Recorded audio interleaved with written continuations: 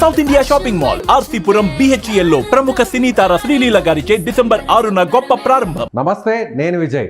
Kakinada port సెజ్లో అక్రమాలు బయటపడుతున్నాయి. ముఖ్యంగా CID విచారణను వేగవంతం చేసింది. తీగలాగితే మొత్తం డొంకంతా ఇప్పుడు కదిలే పరిస్థితుంది. ముఖ్యంగా పవన్ కళ్యాణ్ పర్యటన తర్వాత ఒక్కసారిగా అక్కడ సీన్ మారిపోయింది.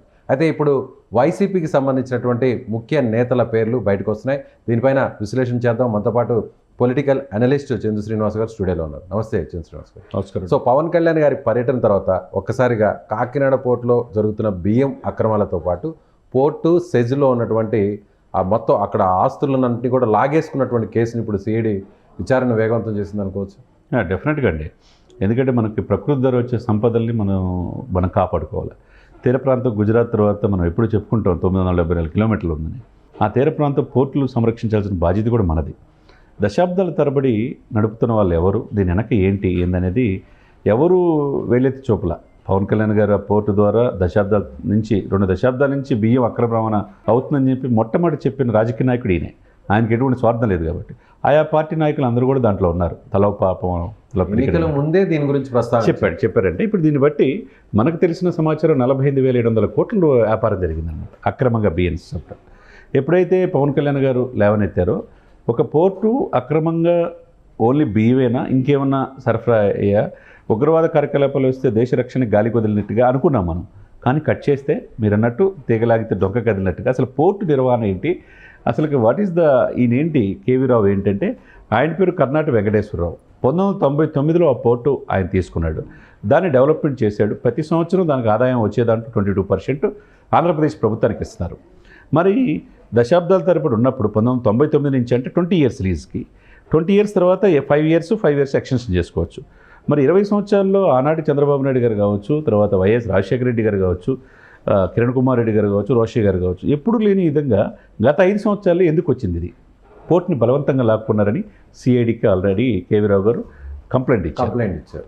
అందులో మనం ఆశ్చర్యపోయే పేర్లు వచ్చినాయి. ఎప్పుడు సజ్జల భార్గవ్ అంటే సజ్జల రామకృష్ణారెడ్డి కొడుకు సోషల్ మీడియా చూస్తున్నారని ఆయన మీద 11 కేసులు నమోదని ఆయన వెలుగొచ్చాడు. కానీ మొట్టమొదటిసారిగా వైవి సుబ్బారెడ్డి కొడుకు వచ్చాడు, విక్రాంత్ రెడ్డి.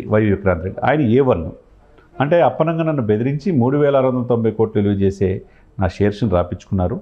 ఇది జరిగింది, నా గొంతు మీద కత్తి పెట్టి నా కుటుంబాన్ని చంపేస్తామని బెదిరించి అని చెప్పి CID రవిశంకర్ అయ్యనార్కి కంప్లైంట్ ఇచ్చారంటే త్వరితగతిన విచారణ జరుగుతుంది.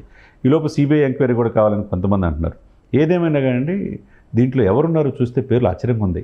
ఇప్పుడు మరి జగన్మోహన్ రెడ్డి గారి మీద 33 కేసులు ఉన్నప్పుడు A2గా ఎవరున్నారు దాంట్లో? విజయసాయి రెడ్డి గారు. మరి ఆబ్వియస్లీ దీంట్లో కూడా A2గా ఉన్నాడు.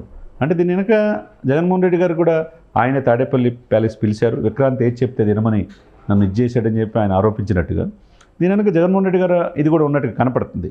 కాకపోతే ఇక్కడ వచ్చిన ప్రాథమిక ఆధారాలను బట్టి ఆ కంప్లైంట్ కేవీ రావు గారు ఇచ్చిందని బట్టి మనకేం అర్థమైందంటే A1 విక్రాంత్ రెడ్డి, వైవి సుబ్బారెడ్డి గారి కుమారుడు, A2గా విజయసాయి రెడ్డి మనకు తెలుసు, A3గా శరత్ చంద్రారెడ్డి. మనం ఢిల్లీ వేదికగా లిక్కర్ స్కామ్లో కూడా శరత్ చంద్రారెడ్డి మనకు తెలుసు, హెట్రోడెక్. అంటే శరత్ చంద్రారెడ్డి బ్రదర్ని విజయసాయి రెడ్డి గారి కూతురికి ఇచ్చారు, అంటే బంధువులే. ఇప్పుడు ఆయన ఫార్మా హెట్రోడెక్స్ అనేక వివాదాల భూములు కూడా తక్కువ రేట్లకి ఇచ్చారనేది ఆరోపణలు ఉన్నాయి. అదే సమయంలో ఆయన A3గా దీంట్లో ఉన్నాడు. A4గా శ్రీధర్ అండ్ సంతానం చార్టెడ్ అకౌంట్ కంపెనీ ఉంది. A5గా హెట్రోడ్ అరబిందో రియాలిటీ అని ఉంది. అరబిందో ఎవరిది? వీళ్ళది, విజయసాయి రెడ్డి ఫ్యామిలీ, శరత్ చంద్రారెడ్డి వీళ్ళది. కాబట్టి ఈ 5గురి మీద ఆరోపణలు చేయడం అనేది ఒక్కసారిగా అంటే ఏం జరిగింది ఏంటి అనేది పూర్వపురాలు వెళ్తే అతన్ని బెదిరించి మీ మీద ఆరోపణలు ఉన్నాయి, ప్రభుత్వానికి సొమ్ము కట్టలేదని చెప్పి బెదిరించి తర్వాత ఆయన కత్తి పెట్టి నువ్వు రాస్తావా లేదని చెప్పేసి తీసుకున్నట్టుగా తీసుకున్న ఇదేంటంటే 3,690 కోట్లు అంటే మామూలు విషయం కాదు కదా. ఇంకా 52% మిగతా రిమైనింగ్ సైజులో ఉంది జిఎంఆర్ అయితే మొత్తం వదిలిపెట్టి వెళ్ళిపోయారు వాళ్ళు.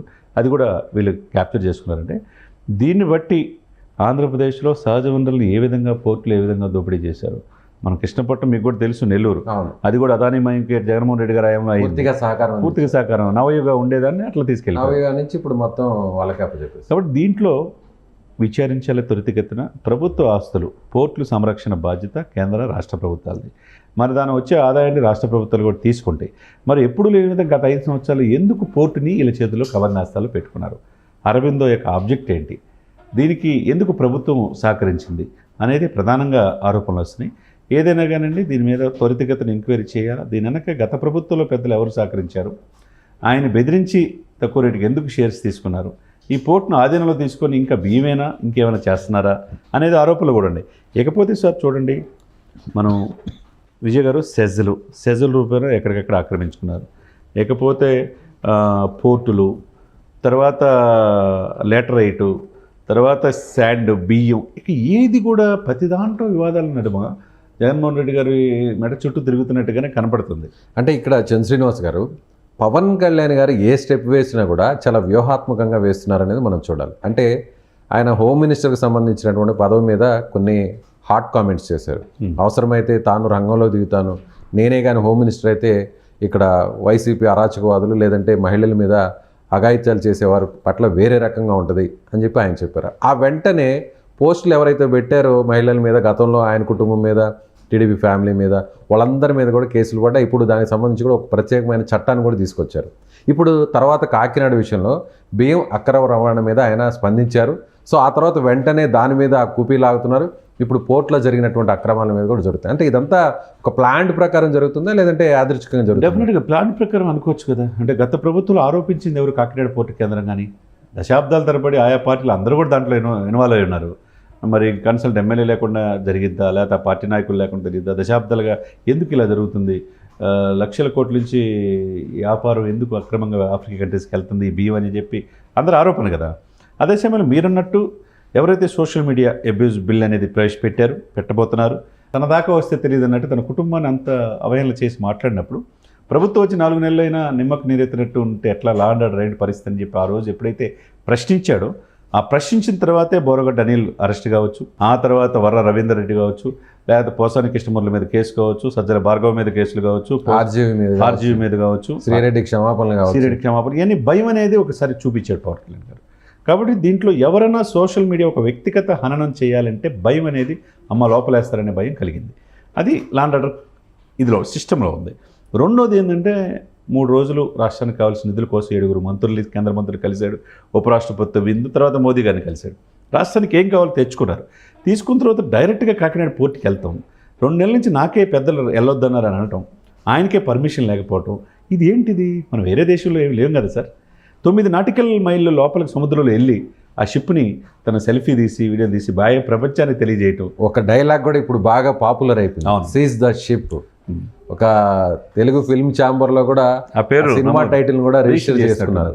ఏదైనా కానీ ఒక దేశవ్యాప్తంగా ఒక పెద్ద సెన్సేషన్ అయింది. పవన్ కళ్యాణ్ గారు ఏంటంటే స్వార్థం లేని వ్యక్తి, మనం ఎప్పుడు చెప్పుకుంటాం.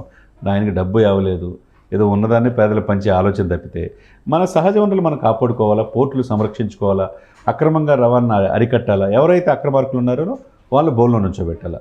ఇప్పుడు కూడా ఈ పోర్టుల విషయంలో కూడా ఎవరికి తెలియంది ఇప్పుడు వరకు అసలు ఈ పోర్టు ఎవరి పరిధిలో ఉంది, దీన్ని ఎవరు ఆక్రమించుకున్నారు, ఎవరు బెదిరించారు, దీంట్లో A1 నుంచి A5 వరకు ఎవరున్నారు, ఇది తెలియాలి కదండి. లేకపోతే మనం రిషికొండలు చూసాం, కొండలు కరిగించి సుందరమైన భవనాలు 500 కోట్ల రూపాయలతో కట్టుకున్నారు. ఎవరు సొమ్మది చెప్పండి సార్ మీరు. చివరికి 5 స్టార్ హోటల్ విజయసాయి రెడ్డి గారి కూతురు మీద కట్టుకుంటే కోర్టుకు వెళ్ళారు, అది ఆపిచ్చారు. ఇక అంటే ఏది కావాలంటే 2.5 లక్షల కోట్ల అప్పు ఉన్నది 10 లక్షల కోట్లుగా అప్పు పోతే ఆంధ్రప్రదేశ్ ప్రజలు సంక్షేమం మాటను పథకాలు ఇచ్చాం, 2.5 లక్షలు ఇచ్చామంటే సంక్షేమ మాటను అభివృద్ధి మర్చిపోయారు కదా. అందుకే 150 సీట్ల నుంచి 11 సీట్లు పరిమితమని. ఇప్పుడు ఈ చూస్తే తవ్వే కొద్దీ అసలు ఒక్కొక్కటి 10 కుక్కలాగా బయటకు వస్తున్నారు. అంటే బియ్యం అక్రమ రవాణా అంతా ఒక గ్యాంగ్ చూస్తుంటే అక్కడ పోర్టుకి సంబంధించినటువంటి ఆ వ్యవహారాలు, ఆస్తులన్నింటినీ కూడా పెద్ద తలకాయలు ఇందులో ఇన్వాల్వ్ అయ్యాయి అంటారు. డెఫినెట్గా ఇప్పుడు ద్వారంపూడి చంద్రశేఖర్ రెడ్డి గారికి వాళ్ళ నాన్నగారు భాస్కర్ రెడ్డి ఏంటి, రాష్ట్ర మొత్తం సివిల్ సప్లై మొత్తం ఆయన చేతిలో ఉంటుంది. వీరభద్రారెడ్డి పోర్టు అంతా అతని చేతిలో ఉంటుంది. ఈ ముగ్గురు కలిపి వాళ్ళదే. తర్వాత వీళ్ళది తెలుసు, వాళ్ళ పేరు కూడా, వాళ్ళ కంపెనీ కూడా పేరు వచ్చింది. 2 రొయ్యల ఫ్యాక్టరీలు కూడా, మానస అనేది చేశారు, 2 రొయ్యల ఫ్యాక్టరీలు సీజ్ చేశారు. మానస ఎంటర్ప్రైజ్ వాళ్ళదే. 7 ఎకరాలు ఈ యొక్క పోర్టు పరిధిలో 7 ఎకరాలు వీళ్ళ పేరు మీద ఉంది, మానస పేరు మీద. కాబట్టి దశాబ్దాల తరబడి మమ్మల్ని ఏం చేయలేరనే ఇదిలో వాళ్ళు ఉండిపోయారు. కానీ మేము ఏదైనా చేస్తామనేది పవన్ కళ్యాణ్ గారి ద్వారా ఈ కూటమి చేసి చూపిస్తుంది అనమాట.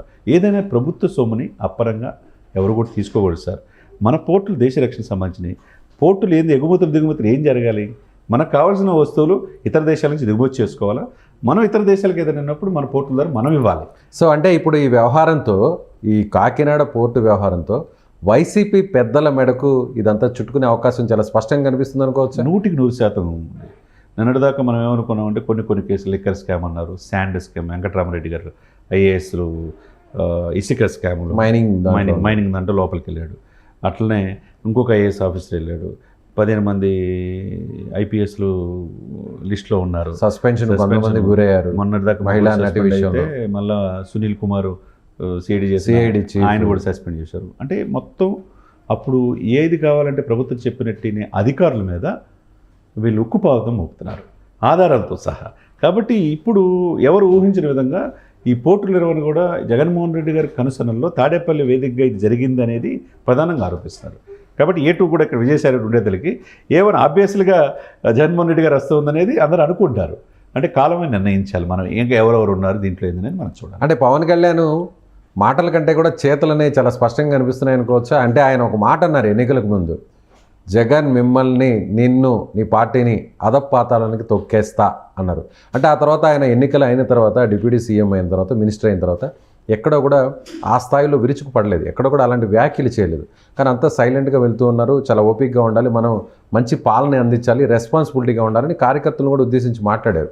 అంటే ఇప్పుడు ఈ వ్యవహారం చూస్తుంటే ఆయన యాక్షన్ ప్లాన్ అంతా కూడా అసలు ఏం జరిగింది, కింద స్థాయిలో ఏం జరిగింది, రూట్ లెవెల్కి వెళ్ళి వాటిని క్లోజ్ చేసే పరిస్థితి కనిపిస్తుంది. పవన్ కళ్యాణ్ 100% 30,000 మంది ఆడపిల్లలు అదృశ్యం అవుతున్నారంటే ఎలా చెప్తాడని చెప్పి చాలామంది అన్నారు. మనం చూసాం చాలామంది ఇన్సిడెంట్స్.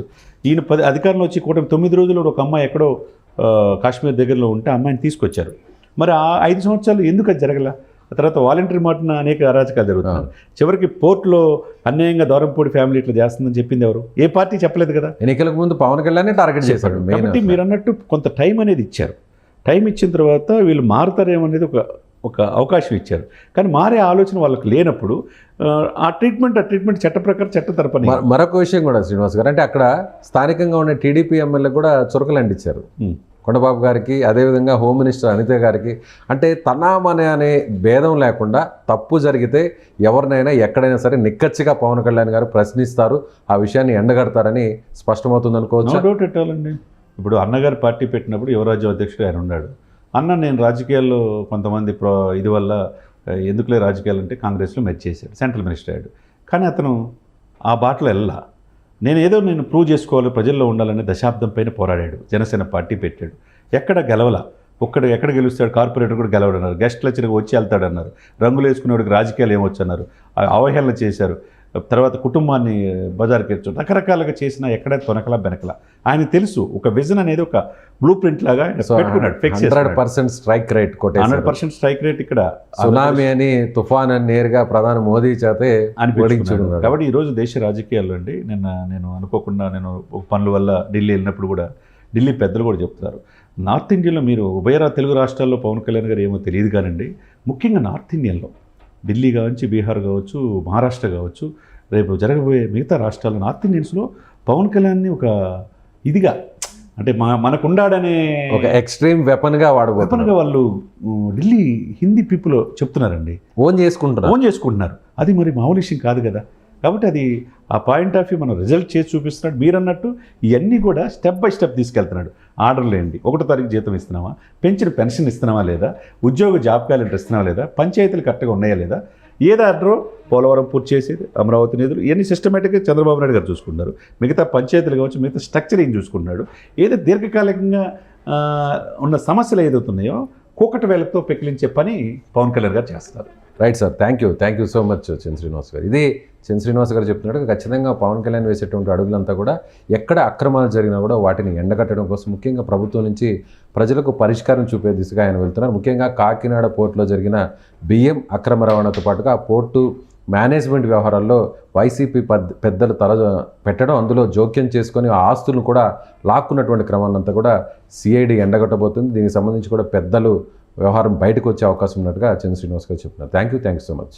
సుమన్ టీవీలో మీ పర్సనల్ అండ్ బిజినెస్ ప్రమోషన్స్ కోసం కింది నెంబర్కి కాంటాక్ట్ చేయండి.